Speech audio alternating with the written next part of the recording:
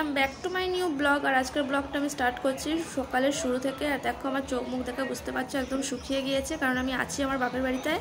আগের দিন রাত্রে চলে এসেছিলাম এখানে আমার মেয়ের মানসিকে পুজো দেবো। পুজোটা হচ্ছে ফাল্গুন মাসের শেষ মঙ্গলবার, আর আমি সোমবারে এসেছি।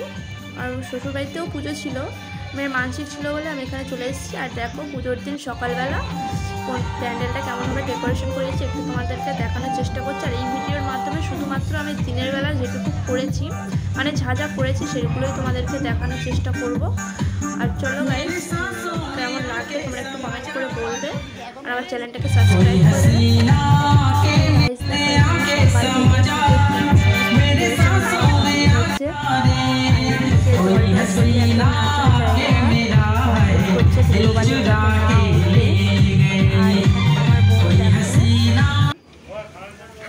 ক্যামেরার সামনে আসতেই লজ্জা পাচ্ছিল।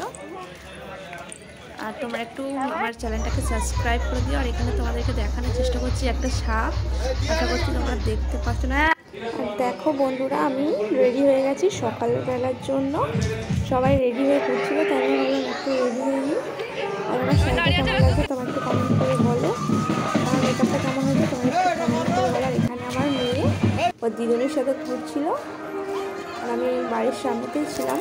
এখানে মা মনসা মানে সমস্ত ঠাকুরগুলো সকালবেলা নিয়ে চলে আসা হয়ে গেছে, ওগুলো আমি ক্যাপচার করিনি, আমি যাইনি ঠাকুর আনতে। দেখো বাড়ির সামনে থেকে একদম ঠাকুর ঘোরানো হচ্ছে, তোমার একটু দেখো।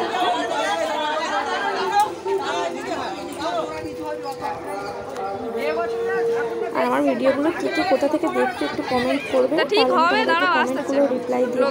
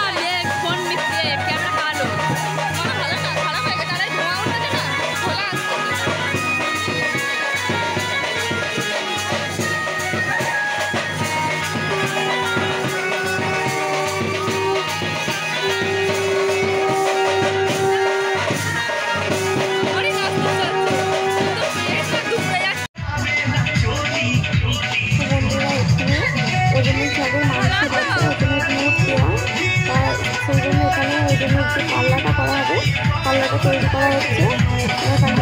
দেখো দেখলে বুঝতে পারবে তাদের তাদের এরকম এরকম রিচুয়ালস হয়। পাল্লা তৈরি করা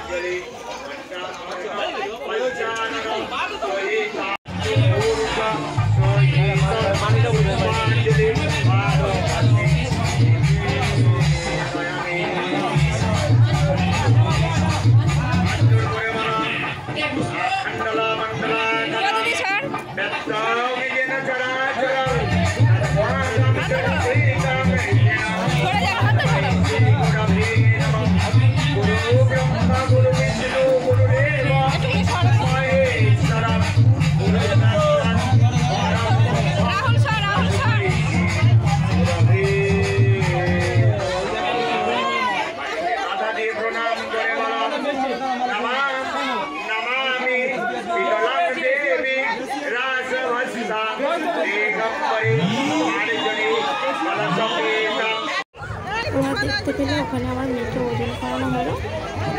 পাহাড়টা ভাইয়ের বউ ও তার মেয়েকে ওজন করানো হলো। আর এখানে চলে এসেছি এখন পুরো স্নান করতে। ওখান থেকে স্নান করে আমরা এখান থেকে গঞ্জি কাটতে কাটতে পুরো মন্দিরে যাবো। মন্দিরটা 3 পাক ঘুরে তারপর আমরা পুজো দিতে বসবো অঞ্জলি। চলো ভিডিওটা কন্টিনিউ দেখো, তোমাদেরকে কেমন লাগে সেটা কমেন্ট করে বলো।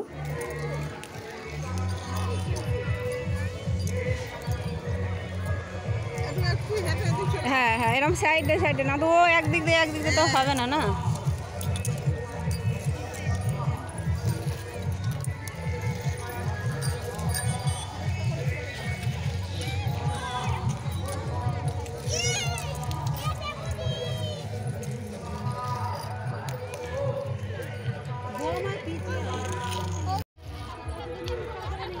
ঠাকুরতলা দিয়ে নমা করবি।